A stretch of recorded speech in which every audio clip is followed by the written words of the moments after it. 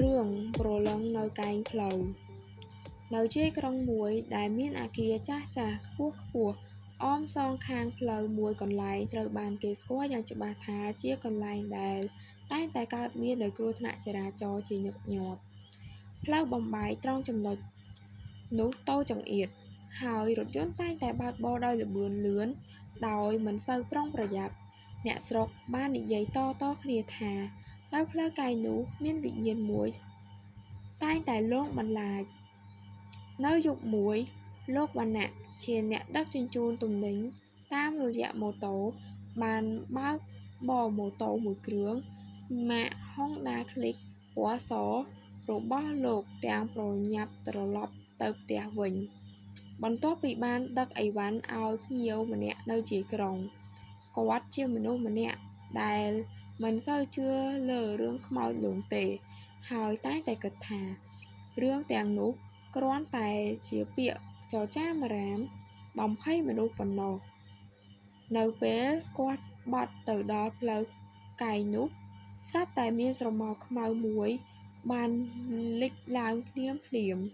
នៅចំពោះមុខកង់ម៉ូតូរបស់គាត់វណ្ណៈ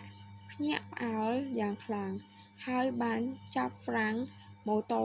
យ៉ាងប្រញាប់ម៉ូតូរបស់គាត់បានរអិលដួល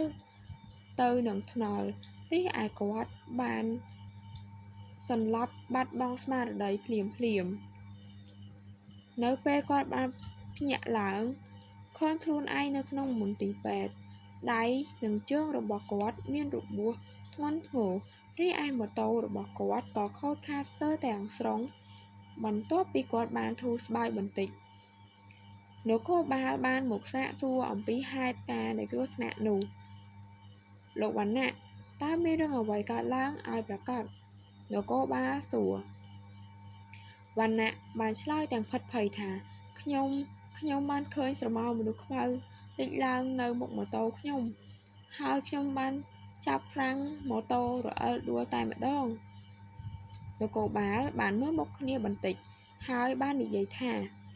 លោកវណ្ណៈនៅកន្លែងកើតហេតុគ្មានដានជើងមនុស្សឬភស្តុតាងណាមួយដែលបញ្ជាក់ថាមានមនុស្សលេចមុខនៅមុខម៉ូតូរបស់លោកនោះទេវណ្ណៈមានអារម្មណ៍ថាព្រឺឆ្អឹងខ្នងគាត់នៅតែជឿថាគាត់បានឃើញអ្វីមួយកើតឡើងនៅយប់នោះគាត់បានសម្រេចចិត្តសួរគិលានុបដ្ឋាយិកាដែលមើលថែគាត់អំពីរឿងប្រឡងនៅកែងផ្លូវនោះគិលានុបដ្ឋាយិកាបានប្រាប់គាត់ថានៅកន្លែងកើតហេតុនោះកាលពីជាង10ឆ្នាំមុនមានបុរសម្នាក់បានស្លាប់ដោយសារគ្រោះថ្នាក់ចរាចរណ៍នៅទីនោះគេថាបុរសនោះជាអ្នកបើករ៉ឺម៉កកង់3ដឹកទំនិញហើយគាត់តែងតែប្រញាប់ទៅផ្ទះវិញយប់មួយគាត់បានបុកជាមួយនឹងរថយន្តមួយគ្រឿងហើយបានស្លាប់ភ្លាមនៅនឹងកន្លែងចាប់តាំងពីពេលនោះមកអ្នកភូមិតែងតែឃើញស្រមោលរបស់គាត់លេចឡើងនៅផ្លូវកែងនោះរាល់ពេលដែលមានអ្នកបើកបរលឿនវណ្ណៈមានអារម្មណ៍រន្ធត់ចិត្តយ៉ាងខ្លាំងគាត់បានដឹងថាស្រមោល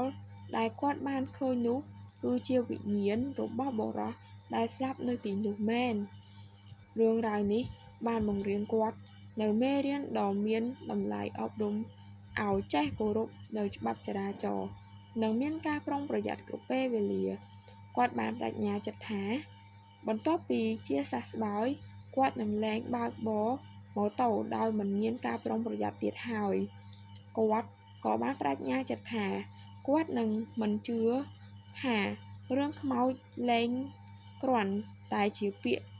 ចចាមអារាមទៀតដែរគាត់បានប្រាប់រឿងនេះទៅកាន់មិត្តភ័ក្តិនិងក្រុមគ្រួសាររបស់គាត់ដើម្បីជាការដាស់តឿនកុំឲ្យពួកគេធ្វេសប្រហែសនៅពេលធ្វើដំណើរជាពិសេសនៅតាមផ្លូវកែងដែលមានគ្រោះថ្នាក់ចាប់តាំងពីពេលនោះមកអ្នកបើកបរជាច្រើននៅតាមតំបន់នោះបានចាប់ផ្ដើមប្រុងប្រយ័ត្នកាន់តែខ្លាំងនៅពេលឆ្លងកាត់ប្រឡងនៅផ្លូវកែងនោះ